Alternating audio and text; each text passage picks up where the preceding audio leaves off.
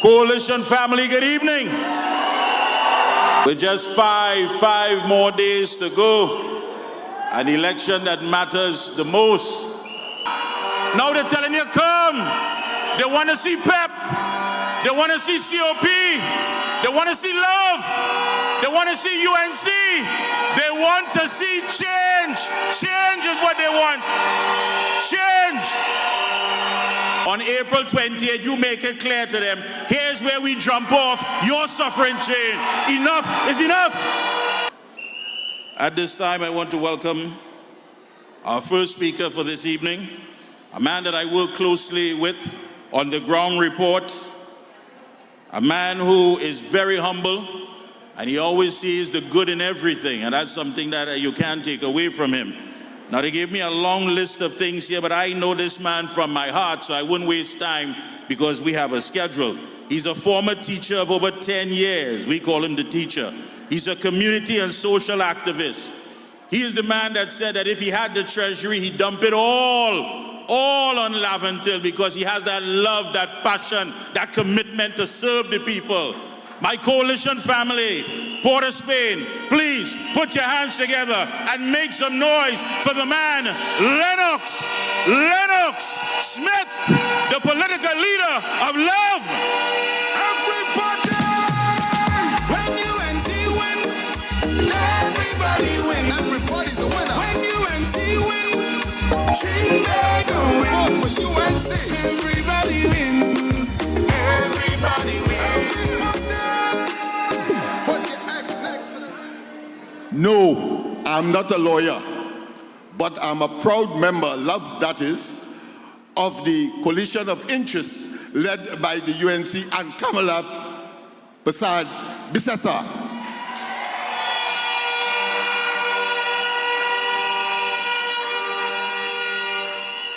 First, I must say, oh good, look at people. Very important because the enemies are attempting, of course, to downplay the revolution that is Kamala Prasad Bisasa, the UNC, and that of the coalition of interests. We must be proud. We must say loudly. We must be forceful. And we must continue to say that nonsense is nonsense. And when, of course, you give us cacophonous babblings for what I consider to be logic, and the manifestation is not with the people in terms of their circumstance, we know we must tell them where to go. Go Rowley, go Young, go B&M, and give us a chance to breathe. Yes, indeed, give us a chance to breathe. But tonight, of course, very, very passionate, and I have a limited time, so I need to concise what I have to say in a way that will do justice to this august organization formulated and, of course, created by Kamala Prasad Bisasa. Very important to me. And I want to tell you because there are those who believe that this is Johnny-come-lately and Papa party business. No. We have been here since 2007, man. We were part of the UNCA, man. Understand that. So those critics who believe that there is a pop-up something, I tell you that it could never be so. But you see me with a truckload of documents in my hand. It is merely part of my prop. I will not, and I cannot, and does not have the time, of course, to extrapolate. But what I wanted to do was to tell you, speaking directly, of course, to the Laventille community, Laventille must be part of the 39 constituencies that will vote for the UNC, Kamala Prasad Bisasa, and the coalition of interests. Yes, indeed. Yes, indeed. We must. We must. And there are those who believe that somehow we must not make the transformation. Some look at it as transgression. Transgression of what? Or from what? How could you and dare you say that Laventille must remain in this, what I consider to be quagmire. This devilish, naked abuse and retrogression that Laventille has been subjected to over the past several years under the PNM, and therefore we say that enough is enough and we must get rid of you, and we do so next week Monday. I ain't talking 28 again. I ain't talking that again. No. Next week Monday. Decision making day. Next week Monday, man. It's just not waste time.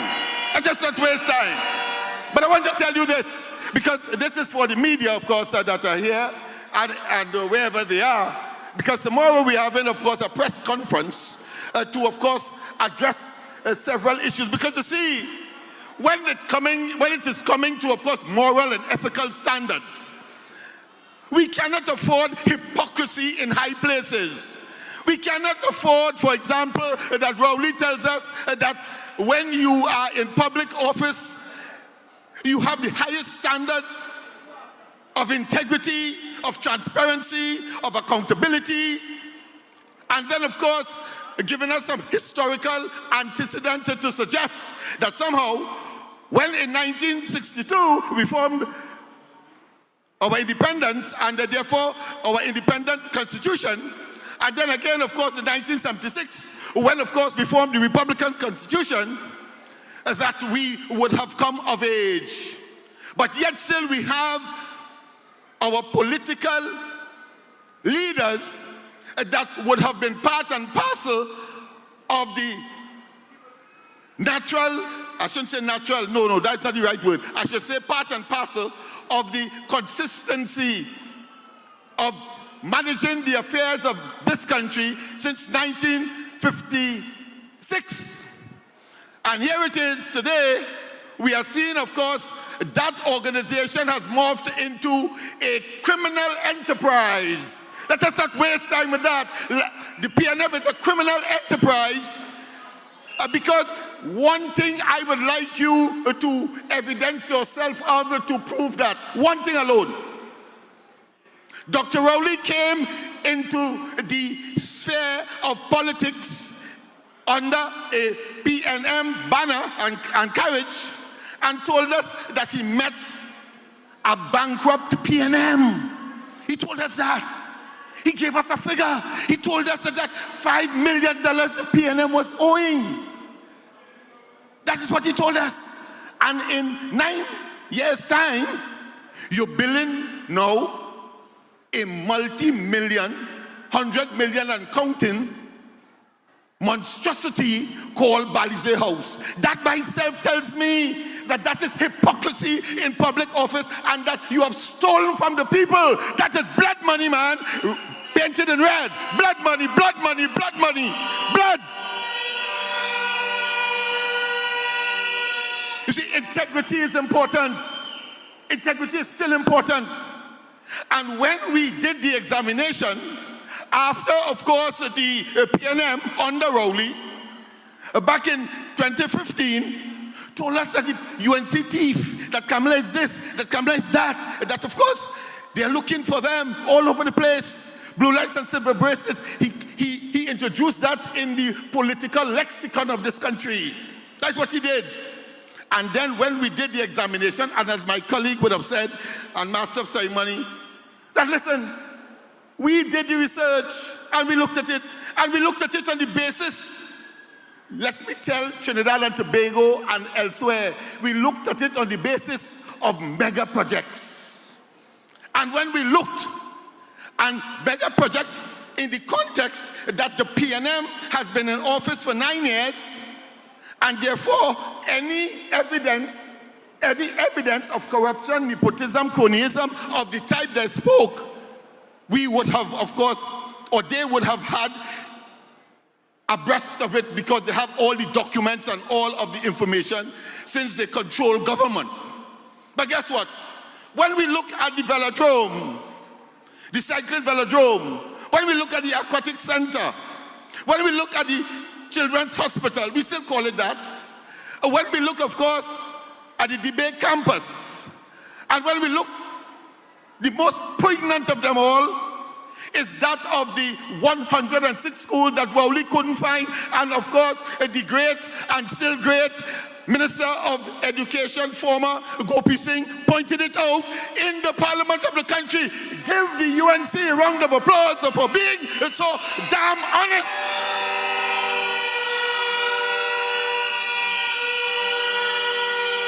They cannot come with that hogwash now and regurgitating that again.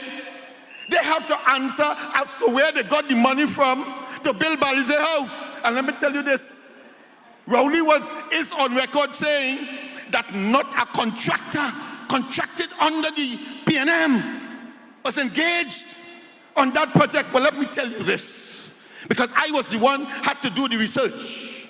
And I want to tell you this, that, and I'm saying it on this platform, Jusamco was pouring concrete on that Balize House. Jusamco is significant to say Jusamco and identify that particular company.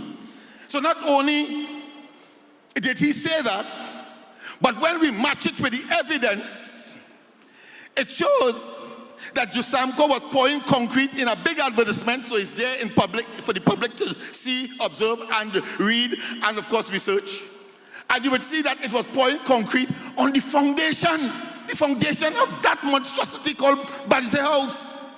There's a significant reason why I am pointing to Balize House as part of my presentation tonight. You see, it is Jusamco that got the contract to construct that piece of the highway that ultimately fell into the swamp below. It was Jusamco, of course, a member of the Junior Sami conglomerate, if you want to call it that. But very significantly, Balize House has been responsible for the decadence, the turmoil, the evil, the destruction of our young people, our homes, physical, our infrastructure, by way of neglect in Laventille and environs. That is where I'm going. And I want to tell them, tomorrow we are having, as I said, a press conference on the subject. Because you see, these fellas are hollow.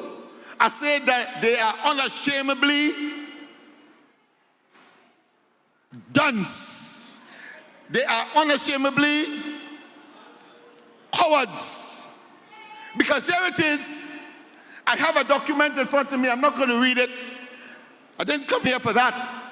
Tomorrow in the press conference you will get it, but let me give you the essence of it. This is a pre-action protocol letter from Stuart Young, the current so-called Prime Minister, a total lame duck and a moron of exceeding proportion. And this, just the introduction, so you will have an appreciation. It comes, of course, from the chamber of Alistair Shea, Govan, and of course it says, Mr. Lennox Smith, of course, where I was before in terms of the ground report, I'm not going to mention that, but pre-action protocol letter. So it's coming from it's a legal document, and it said, defamation of Stuart Young, published on the organization that we belong to before, on May 13, 2020. And it says, just one paragraph, I instruct Mr. Anthony Bullock, we act on behalf of the Honorable Mr. Stuart Young, MP, Minister of National Security, and Minister in the Office of the Prime Minister. My client is an attorney at law, yeah, right. But with over 19 years of practice, he's also, and it gave us, of course, a number of things, including, of course, being in the Prime Minister's office. But the essence of this is that he said that we defamed him. We defamed him. And And of course, we have another one with respect to I have to wind up now, another one with respect, of course, to Rowley himself. Rowley himself, I sent a pre-action protocol letter to him. The man never responded. And let me give you the dates. This date is the 5th of October, 2023. White, of course, he sent in pre-action protocol letter and he taking everybody to court all over the place. And I calling him all kind of thing every night, every day, on the ground report, on corridor transformation. He would not respond at all. And of course, all of that will be revealed tomorrow at 10 o'clock at 55 George Street, where we have, of course, our information and, of course, communication center. Have a wonderful rest of the night. And let me say to you, Monday is here. Monday is here. Act as though Monday is here. And of course, when Kamala and the UNC and the coalition of interest wins, everybody wins.